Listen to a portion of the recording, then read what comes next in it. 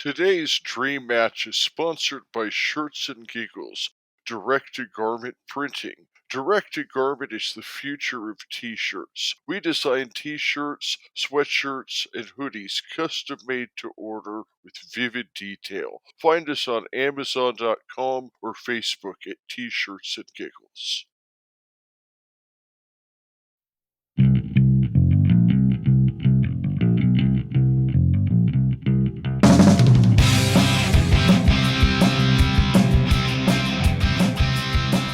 So do we have tea at Casino Arizona Stadium? I don't think Or is so. like that I don't think so. Twisted Tea? Or Yeah, that's it. Yeah, it's probably. Twisted Tea, give us a call. All right. Was that our sponsorship break? Because I feel like that was a perfect halftime break. And we're back from halftime. The lads from Lancashire have a commanding lead over the Phoenix fellas. It's 4-2 in favour of Aki right now, with an extra point floating around there for a draw, which I might arbitrarily put on another team just to see how we go here. But anyway, it's all to play for now, so expect offense and offensive calls galore as we ask it, or as we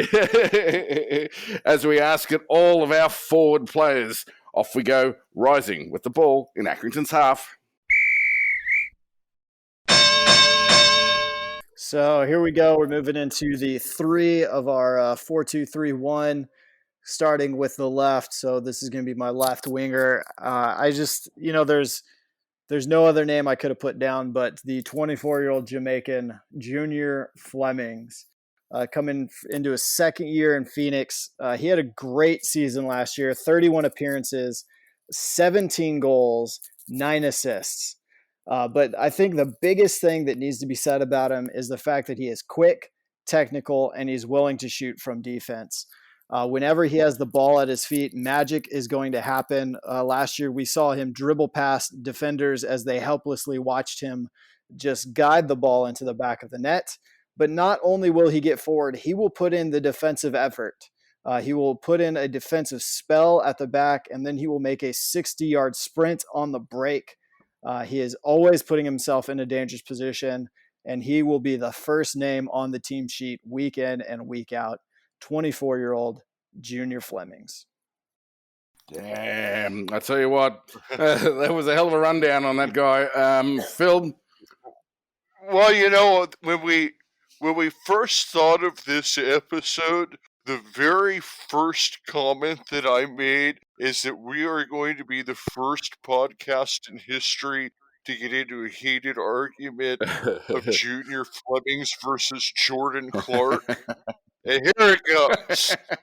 Now, Junior Flemings is a fantastic player, but Jordan Clark may be the hottest player in all of League One right now, or that's more of an American term, maybe the best form in all of League One right now. Remember when we did our Unsung Players episode? Well, this guy is not unsung anymore. He is on an absolute tear. He has 3 goals in the last 4 games, 6 goals, 5 assists this year, 5 and 7 last year, 8 and 7 the year before. He's got 43 starts and over 3,700 minutes each of the last 2 years. Iron Man never misses a game. And he is a guy that brings all the same things to the table that Junior Flemings does. He is a fantastic dribbler, amazing footwork. He is just a guy that will weave in and out of the defense and then just place that perfect ball that will set up Colby Bishop or Dion Charles, or he could score it himself. He's scored some screamers this year. I mean, Jordan Clark right now is in the best form of any player on Accrington Stanley. Like I said, maybe in all of League One. 26 years old. He's another guy that just gets better and better. And John Coleman, first name on the card every week, just like Matt was saying about Junior Flemings. I mean, this one, I mean, both of these guys, you can't say enough about either player. But I mean, Jordan Clark is the engine that's driving Accrington Stanley right now. So Just needs to score a few more goals. Slap any retort to that? 3 of the last 4 games. There we go. One goal every 2 appearances for Junior Flemings. Gee. The average is better than that. Come on, man. There's no comparing Junior Flemings to John. I mean, that's the defenders that Jordan Clark are playing against are far better than the defenders that Junior's playing. Yeah. Oh, I wondered about this actually when this came up. You know, there is, I believe, Accrington does face week in, week out probably a higher standard of competition than Phoenix Rising does. And think about it, all right? So we've got sure, they're probably a shadow of what they were, but we've got ex-Premier League teams in there. This is teams with, I mean, Phoenix Rising doesn't travel to the Stadium of Light or Tractor Boys or anything like that. Yeah, you want to go with Sunderland and Ipswich, huh? Mid-table League One teams? That's what we're talking about? All right, yeah, let's do that. Are we talking about Las Vegas, New Mexico, Tulsa? New Mexico would beat Sunderland. Calling it right now. Oh, I think you're probably right. New Mexico last year would beat Sunderland. They don't have nearly the depth. I mean, Sunderland's bringing a guy like Aidan McGetty off the bench, and he'd be the best player on New Mexico. I'm telling you right now, New Mexico beat Sunderland last year at the beginning of the season. Maybe for the first 6 games they may have, because they just fell in a heap at the end of the season there, didn't they? Anyway, all right, this is another tough one for me here, lads. Fleming, 17 goals, 9 assists. He covers so much territory. You won't get anything past him in defence because, well, he's already got the ball and he's in your 18-yard box. You know what I mean? He's one of those guys that just turns a game on its head and has the ability to do that. Jordan Clark is having the form of his life, and John Coleman is going to have a hard time keeping him next season, I think. But I got to say, Flemings, I don't know why he's not in the MLS. He should be another level up. I think he's probably a superior player, and I am surprised he actually hung around. He's playing for the Jamaican national side. He's a regular appearer there in their squad. Just one of those talented guys that just creates momentum. Yes, I get what you're saying, Phil. Jordan Clark might do that as well, and does do that. My vote's going for Flemings. I mean, realistically, there's no wrong answer. Both of these guys are phenomenal players. Oh, absolutely, absolutely. And you know what? I could have tossed a coin in the air right then, and I was thinking about doing that, but what the hell? Let's get some hate mail. Well, I should mention to you that my number 10, Joe Pritchard, is coming on the show soon. But I should also, that might not offset the fact that he's from the Spurs Academy. So I downgrade that. Wow. I see what you did there, Phil. That was wonderful. Absolute wonderful bribery of VAR there, but you also were like, but we know how you tick too, so, you know. All right, so I've made the call. It's going to Rising this time round. The score currently is, in the second half here, Phoenix Rising 3, Accrington Stanley 4. Next up, Aki, go. All right, so Joe Pritchard is another phenomenal talent. He's another very young guy. Like I just mentioned, he came from the Tottenham Academy. He's only 20 years old, and this is his first season playing it as a professional. And he has really been thrown into a tough spot right now because Sean McConville, who of course is the veteran center attacking midfielder for Accrington, went down with a torn Achilles tendon, so that has really thrown the entire bulk of that into Joe Pritchard's lap. And for a guy that before that he had only played a few games for Bolton Wanderers, he had one start for Bolton, 4 matches played last year, so that was his only professional experience. This season, he has stepped on. He has He has now started 18 games for Accrington since McConville went down. He has 2 goals and 5 assists, and the 2 goals that he has scored are absolute screamers. And this guy, he's a guy who can score from 30 yards out. But what is really special about this guy is his passing ability. He's a fantastic dribbler, not quite on the level of a Jordan Clark or Fleming yet, but he's definitely one of those guys that can keep the ball on his foot like it's on a string. But he can put the ball into the corridor of uncertainty like nobody I have ever seen before. If you got this guy on a team that had top end strikers, he would just be lighting up assists because this guy. Ding, ding, ding, ding.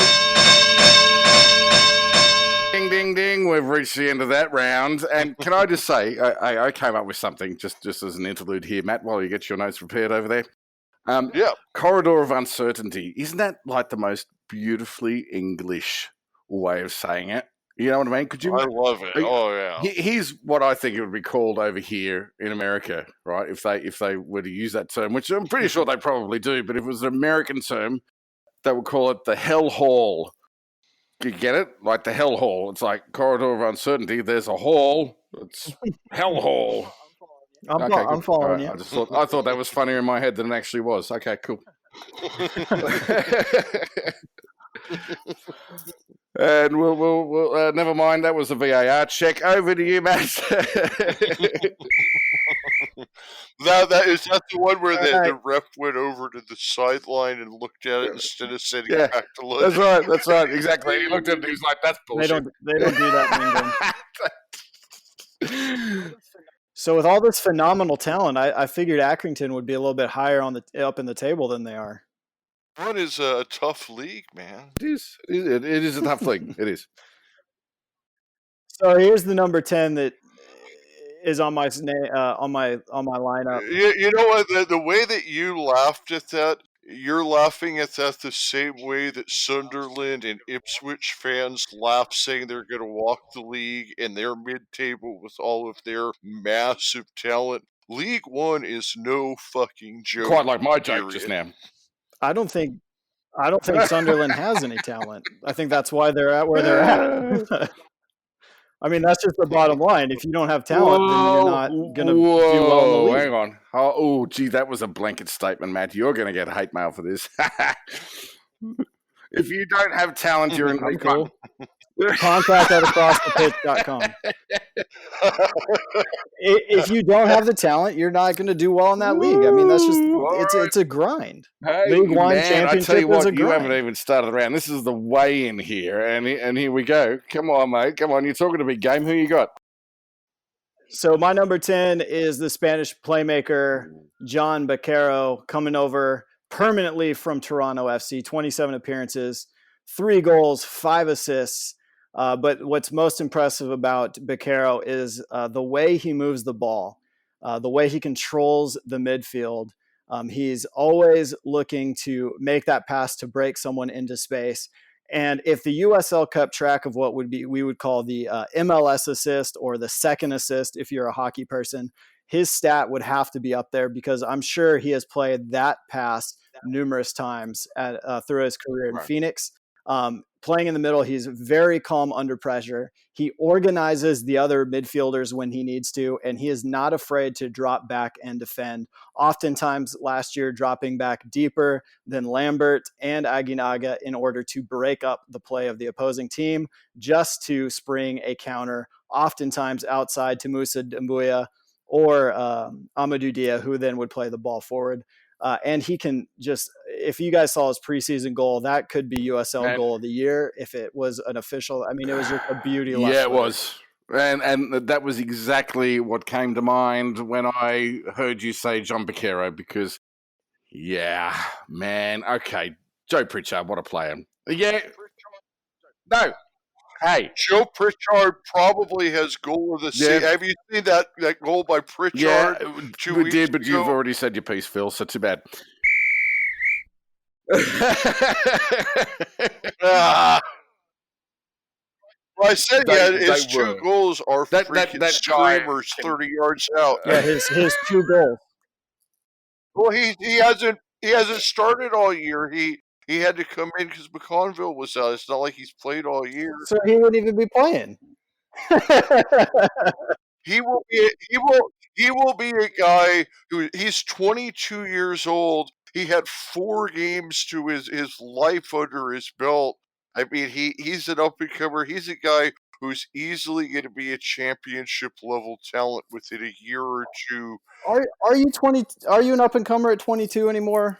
I mean, is 22, 23 kind of the prime of the playing career these days? I mean, you look at some of the youngsters playing the game, and 22, 23 is kind of the prime. You know, once you start getting 26, 27, you're almost looked at as being kind of, older. Yeah, I guess so. But no, I don't know. You get some late bloomers, Danny Ings, for example. Oh shit, who's the?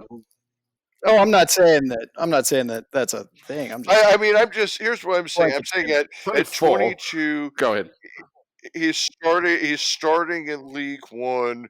He's being successful. He's a guy within a year or two we're going to see in the championship. That's been every player on your team.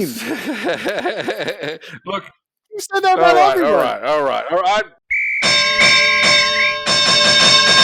Not all of them, but ding. every Accrington's not going to have any players next year. They might not. I mean, ask. All right, guys. Ding, VAR's weighing in here. God damn it! Shut the hell up, the two of you. Yes, we can both say, I'm coming down with my decision right now, and it's law. Damn it, Joe Pritchard. He's come from Tottenham. He's come from Bolton. He's gotten out of there, so the kid's got street smarts. Right? He's probably got some progression to do in his career, and I think he will. He can score a goal sometimes too. Right? But he's not on the level of a Fleming or a Baquero. Sorry. I was really unimpressed with Baquero for the first half of last year. But I tell you what, this kid, he's come on strong. And certainly in the preseason, he's proved me wrong, and he's turned my opinion around on him. He can find a hellhole. He can pass between the lines. He can do a crossfield pass to set up a winger to beat the offside trap. This guy is exactly what you want when you want to go and really put pressure on a back line and turn them on their heels. John Baquero for the win. 4-4. Rising Aki. There. Right, we're done. So now we are moving on to our right winger or the right-sided midfielder in that midfield three. Yeah, and I'm just going to sum this up with a series of short sentences. I'm going to lose this USL MVP last season. Golden Boot winner last season. 35 appearances, 22 goals, 18 assists. I'm talking about captain, legend, Solomon Asante. Can he kick a penalty? I mean, here's what I'm going to say. Here's what I'm going to say is I'm not going to make an argument even on this one because it would be silly if Sean McConville was healthy. I can sit here and try and make an argument for Sean McConville, who scored 15 goals last year. My guy here is Dion Charles, who's not really even a midfielder, just because we honestly don't have a natural at that position, and Solo's the best player on your team, so I just have to kind of concede. Did you forfeit? Well, I picked Dion Charles, but I mean, I'm not gonna. It would be disrespectful to Solo for me to try and argue that Dion Charles is better than him. Okay, all right. That seems like a bit of a. I mean, Dion Charles was a non-league player last year.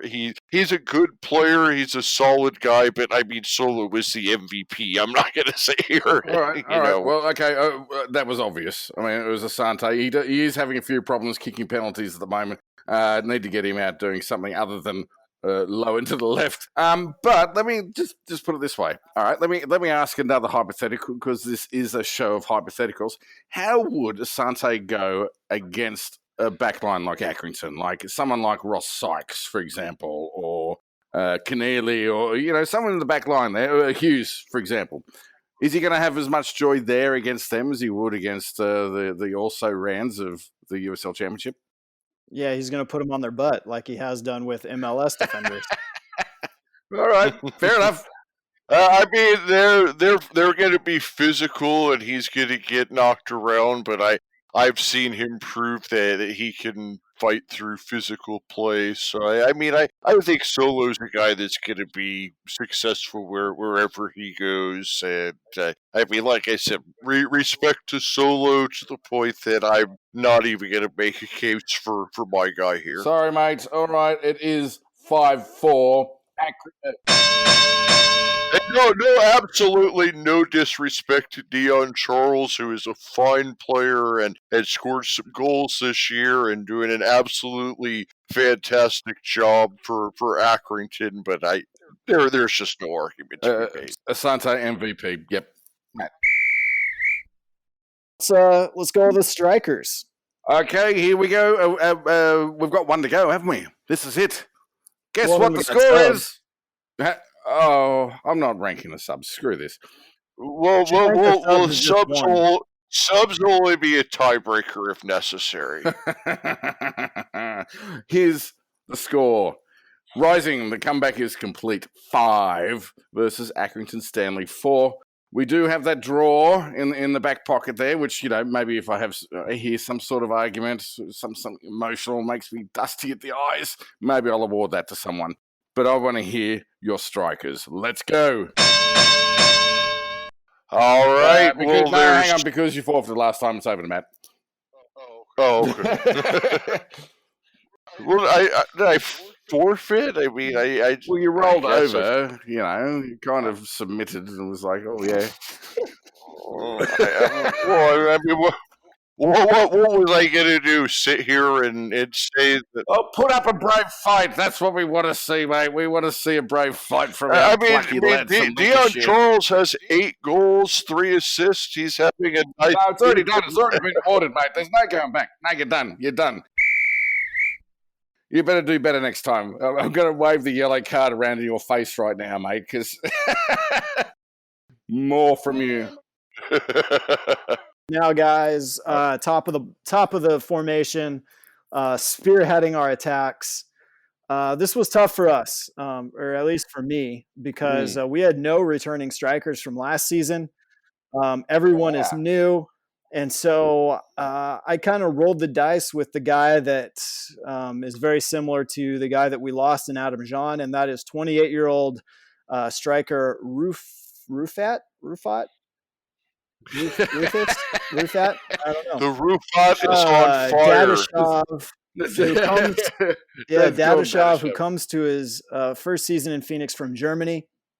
This is admittedly the player I know the least about. And throughout this current season, when he was playing in the German third tier, which is the equivalent of League One in England, he made 20 appearances, scoring 6 goals and 2 assists. Going back and watching those goals, there were some very good goals in that. From the very limited amount that I've seen him in preseason, I have to say it appears that he has a very solid work rate. It seems that he's willing to do the dirty work that you sometimes need a striker to do.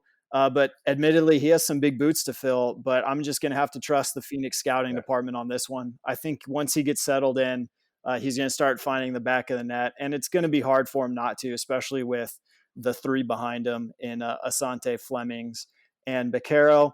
Ultimately, I would say he probably racks up less goals than Adam Jean got last year. Okay. At this point, I'd like to point out that this is a cliffhanger right now, ladies and gentlemen. Phoenix Rising 5, Accrington Stanley 4. Phil's coming in with a very solid striker. Yes, I am. And he's been on the show. We are talking about none other than Colby Bishop, who Accrington, much like Phoenix, did not return any strikers from last year. They brought in a number. Dion Charles, who we mentioned earlier, he has been good for them. He's scored 8 goals. But the real standout has been Colby Bishop. He has 10 goals so far this year, and it definitely needs to be pointed out that has been in only 22 starts. He's struggled with hamstring injuries throughout the year. So not only has he missed time, a lot of the times he's not been playing at 100%. He's still at 0.47 goals per game. He's just one of those guys that really has a knack for getting into that corridor of uncertainty. Hellhole! And I think that if he gets back to being 100%, we're going to see a lot of Pritchard to Bishop assists going. I mean, what you have here, like I said, he scored 10 goals, 3 out of 4 on PKs, so he's solid on there. He's also a guy like Matt was saying about Dadashov he's got a good work rate. He plays plenty of defense, but he also is a guy who's got some solid leadership behind him because he's got experience playing in the lower leagues. He was actually a 30-goal scorer last year for Leamington, and then really caught the eye of John Coleman, who brought him in, and he is just far and away been the guy who's kind of the heir apparent to Billy Key, if you will. And I think at only 22 years old, he's a guy that we're going to see as a starting striker for Accrington for a long time. He has had some injury problems throughout his career, so for him, the key is staying healthy. When this guy is healthy and he's on the field, he's scoring goals. Where did you say you came from? Leamington? Leamington United. Leamington? Yeah. And I'm looking at my map on the wall. It's in the 6th tier. He was teaching school during the day and then scoring 30 goals in the 6th tier at night. John Coleman called him up on the phone while he was at school, and he said he had to put in his 2-week notice before he could come play for Accrington. And now he's scored 10 goals in 22 games. Now that's the story right there. The reason why I bring that up is, we talk about how Phoenix Rising... Someone kill that bird. We talk about how Phoenix Rising has some wonderful scouts. How the hell do you get a 6th-tier striker from a town called Leamington? That's what I'm hearing in my head. I don't hear anything else. It could be completely wrong. To come and play for Aki, that's some solid scouting. Here's the thing. Dadashov, he's unproven here. He's 3rd-tier Germany. That's relatively equivalent to Aki. He also has a great name, and I've never forgotten it because it sounds like my daughter saying, "Get out of the way, Dad. Dadashov." Do you know what I'm saying now? No, that was doesn't have the same name as a chess piece. What? Oh, yes. Yeah, of course. Yeah. Anyway, you know what? It is pre-season. He's played, 4 games, I think, for Phoenix Rising. I think he's only played 3. In pre-season. Is it 3? Okay. I could be wrong, though. He didn't score anything from memory either. It seemed like he had a bit of a slow start. Having said that, Adam Jarn had a slow start. Also, having said that, Colby Bishop has not had a slow start at all. He's come out of the blocks and has just been a game changer for Aki. He is a little, injury prone, but he has just adapted to League One like a guy on the way up, should he stay fit. He is one of those guys that Aki has missed in the last couple of games because he's the one that puts away those chances and have missed that. Guess what? At the end of regulation, it's 5-5. That one goes to Colby Bishop, by the way. 5-5. What do we do for a tiebreaker? Are we going to go into the subs? Bring in. I think that we should each bring in one sub that's going to be our impact player. It could be any position that we choose, and then you decide which player you think is going to make the most impact. Oh, I love it. Let's go. Go ahead, man. Matt? Oh, am I going first? Yeah, I did striker first, so. All right. Well. Here's what I'm going to do. Is I'm going to put this away with a little bit more offense because Accrington has a super sub. We're talking about Offerandi Zonzala, who has been with Aki now all the way since their League Two games. And this is a guy who is the kind of player that comes off the bench. Remember last year, I was telling you about, like, with Liverpool, with Daniel Sturridge, he was just kind of like that guy that he comes into the last 10 minutes and gets a goal. Some guys just kind of have a knack for that. Zonzala is a guy like that. He's averaging .61 goals per 90. He's got 6 goals in only 885 minutes. He's the guy that will come in the 85th minute of a tie game and get you those 3 points, and that's what I'm counting on for me to do right now. Okay. Offerande Zanzala, impact player. Is he on loan from somewhere? Or is it... No, he's been with Aki all the way since their League Two days. Oh, shit, I'm a rubbish Aki fan. Okay, carry on.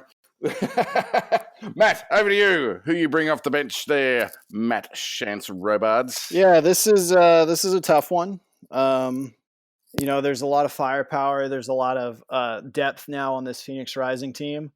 But I'm bringing in a guy who had 12 goals last year, 9 assists last year, has looked great in preseason this year, and can see him just coming in, providing a huge spark off the bench down towards the end of the year when, like we saw last year, guys like Solomon Asante kind of peaked and plateaued a little bit in their performances. I think this is a guy that can step in, fill the shoes. He's quick. He's great with the ball. He has skill. He can place a pass. And that is the new signing from New Mexico United. Yeah, that's right, guys. We took him from you. Santi Moore. Santi Moore, the Spanish forward midfielder, usually plays the attacking midfield or on the left wing. 26, just all around. He's going to be a huge impact player for the Phoenix Rising this year. And if Schantz can figure out some way to work Flemings, Asante, and Moore on the field at the same time, I think you can see Dadashov just getting goals left and right. All right, that's damn. Okay, so here's the thing. Rick Schantz probably isn't using Santi Moore in regular games too often, I would think. I think he's probably going to go and shove Santi Moore. And, hey, can I have a shout-out to the USL commentators? Why do they over-pronunciate his name? Moar. Have you heard them say that? Moar. More. Billy Idol, Rebel Yell. We want more. Come on, guys. You know what else is a weird word is roads. It's like roads. Robots?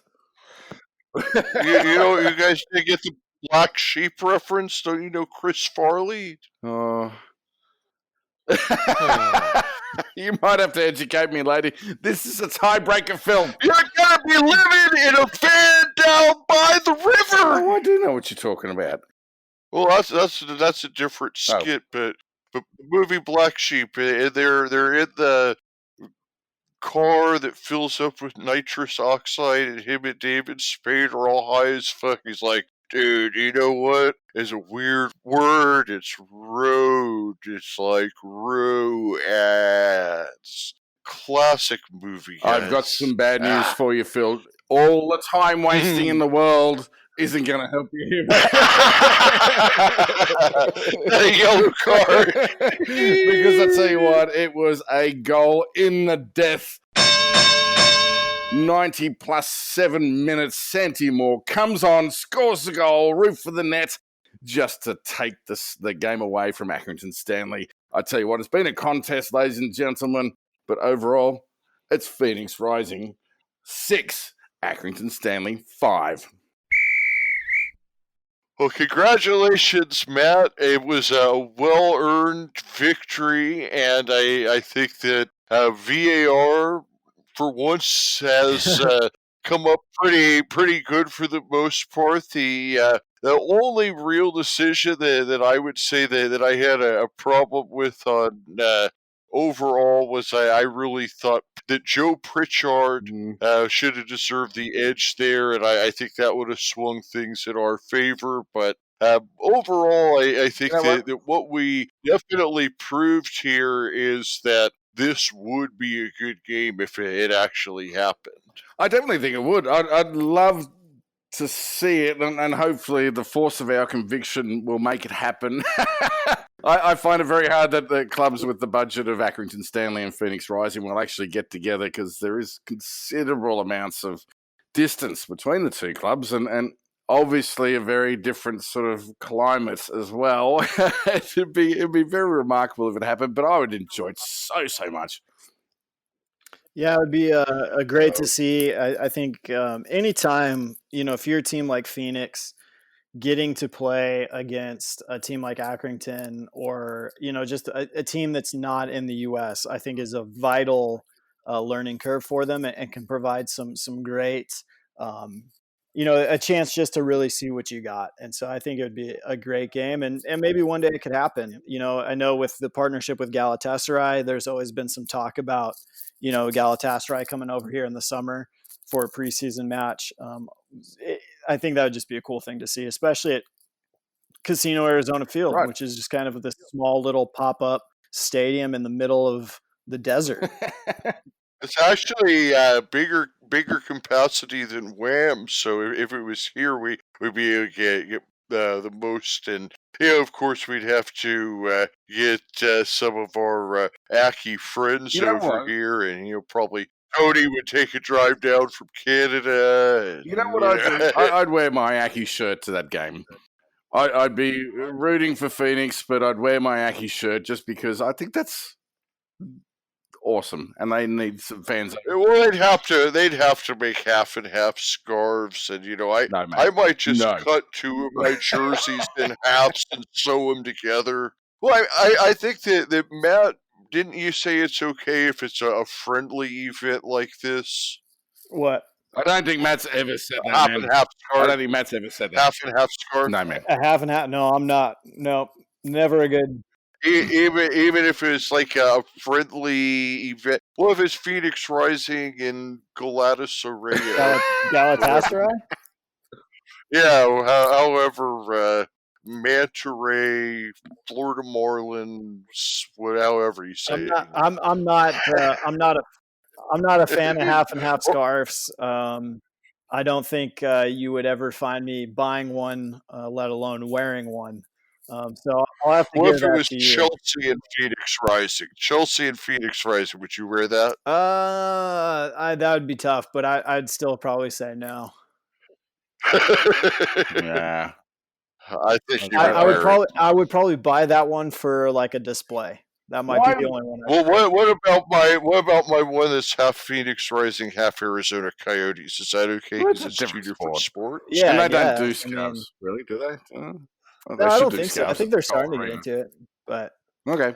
I think that's fine. That's kind of cool promotional thing. And isn't that like one side Phoenix Rising and one side's Arizona Coyotes? Yeah. So it's a little bit. Why don't you just buy two scarves? There you go. Well, it was free. I went to the game and they gave it to me. Good. So you've got a Phoenix Rising scarf and you've got... Well, I have like 17 scarves. Do you know why you don't wear two scarves? Because it's summer in football season in Phoenix and you're going to die. You would die. See, I wore two scarves to every game last year. It was 100%. You're mad. I'm hardcore like that. Mad. Well, Phoenix does do those like lightweight scarves. Yeah, the summer scarves. Yeah. Lads, this has been an absolute brilliant show, I have to say. I've really enjoyed this. This is fun. 2 hours of conversation about two teams we follow. Wait.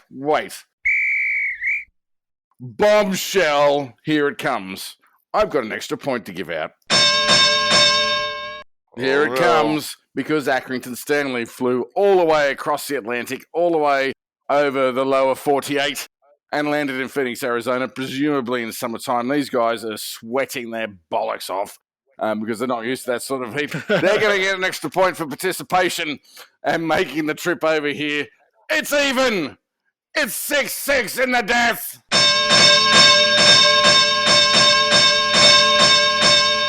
So that means we go to PKs? No, we're done. That's the end of the show. We're done. Oh. Well, it's been a It's good been one, great. guys. Yeah, it was fun. That was great. I enjoyed it. Thanks, guys. Thank you for listening, guys. We'll talk to you next time. We'll have our regular show back. Hey, who are we talking to next, by the way, just real quick? Next interview. Our next... This is still recording, right? We actually have a lot coming up.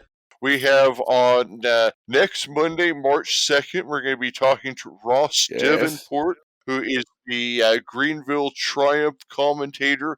That's going to be our USL League One preview episode. Then we're going to speak with Elvis Amo on Wednesday, March 4th. He is from Loudoun United. He is also a Ghana international. Myself, Darren, and Subaru of Ghana Football News are going to talk to him on Wednesday morning. That's going to be a good one. And then on Wednesday night, we have a super special guest, Adam John. You heard that? Formerly of the Phoenix Rising, now with Atlanta United, is going to be joining Aaron, Matt, and myself. Adam John in the house. That's going to be amazing. Thursday, we're going to be speaking with Kevin Gates of the PRFC Fan Show. Once again, that's going to be the three of us speaking with him. That's going to be our PRFC season preview episode.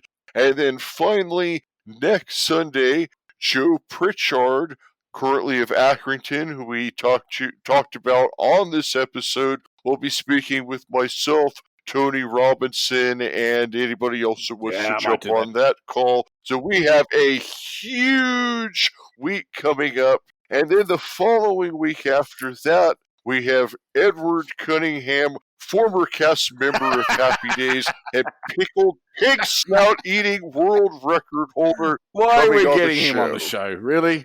Oh, man. He's... Edward? No, you're good, man. I'm still upset about Edward coming on the show. Really? That's all right. No. Well, then maybe you'll be more happy that later that week, on March 15th, we have our favorite ever, first ever guest making his fourth appearance on the show. Scott Brown, who is now playing in Warrington, is going to be coming on to talk about their promotion battle. So all of these interviews are coming up between now and March 15th. We are going to be putting out shows like every day almost. Fantastic to listen to. All those guests are brilliant apart from Edward.